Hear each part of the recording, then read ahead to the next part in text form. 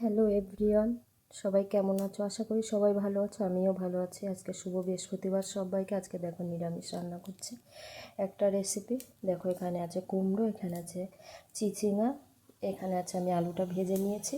এখানে আমার বড়া ভাজা হচ্ছে, বড়া দিয়ে আলু দিয়ে সবজি দিয়ে আমি আজকে মাখা মাখা করব। এখানে কাঁচা লঙ্কা আছে, আর এখানে তেজপাতা, আর এখানে ফোড়ন।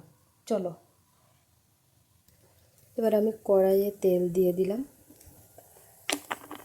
তেলটা গরম হোক। তেলটা দেখো গরম হয়ে গেছে, এখন আমি ফোড়নটা দিয়ে দিলাম।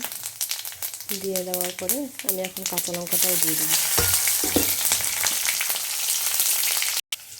এবার আমি দেখো দিয়ে দেবো এবার এটা কড়াইয়ে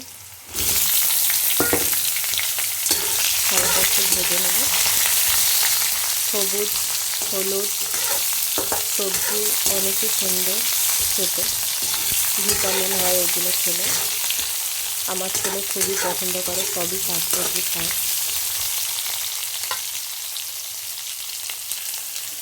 হালকা হালকা আমার ভাজা হয়ে এসছে, এখন আমি হলুদ দিয়ে দিলাম। স্বাদ মতন এখানে আমি লবণ ব্যবহার করলাম। এখন আবার একটু নাড়বো।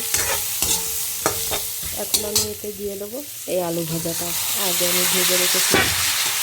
এবার আবার একটুখানি কষাবো। এবার দেখো আমার পুরো কষানো হয়ে গেছে। এখন আমি এতে আমি জল যতটা দিতে হবে ততটা আমি দিয়ে দেবো। দেখো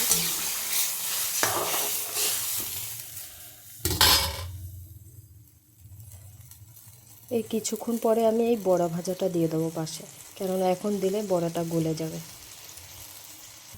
দেখো এটা আমার ফুটে গেছে। এখন আমি দিয়ে দেবো হালকা অল্প একটু জিরে গুঁড়ো, আর এখানে দিয়ে দেবো একটু ধনে গুঁড়ো। তাহলে সবজিটা খেতে স্বাদ হবে। তোমরা কেমন করে রান্না করো অবশ্যই একটু কমেন্টে জানিও। এখন আমি দিয়ে দেবো বড়া ভাজাটা ছিল, এই বড়া ভাজাটা আমি দিয়ে দেবো। এটা হচ্ছে ছোলার ডাল ভিজিয়েছিলাম, সেটা দিয়ে বড়া দিয়ে তারপরে সবজিটা রান্না করছি। এই দেখো সবজিটা আমার রেডি হয়ে গেল বড়া দিয়ে। এখন আমি হালকা একটু দিয়ে দিলাম গরম মশলার গুঁড়ো। নিরামিষ তো যেহেতু একটু গরম মশলা দিলে খুবই ভালো লাগবে। এখন আমি এটা তুলে নেব। আমার সবজি রেডি।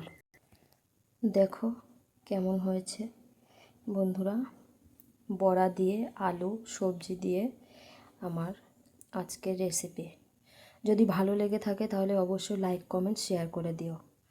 আবার পরের দিনকার আসবো কোনো রেসিপি নিয়ে নতুন। টাটা বন্ধুরা।